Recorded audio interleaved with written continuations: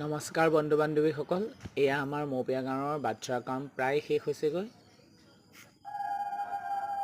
এয়া আমাৰ বাচ্ছাৰ কাম সম্পূৰ্ণ হ'ল আৰু আজি ভাদৰ 1 তাৰিখ।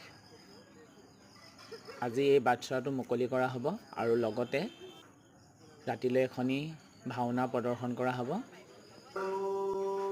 এয়া বাচ্ছাৰ মুকলি অনুষ্ঠান আৰম্ভ হৈছে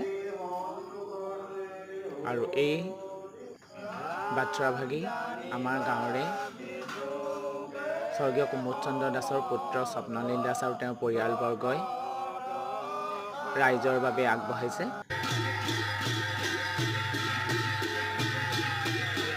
আৰু লগতে এখনি ভাওনা উৎসৰ্গা কৰিছে। আপোনালোকে আশীৰ্বাদ কৰিব আৰু যদি মোৰ মিনি ভ্লগটো ভাল লাগে লাইক কমেণ্ট শ্বেয়াৰ কৰিব। ধন্যবাদ।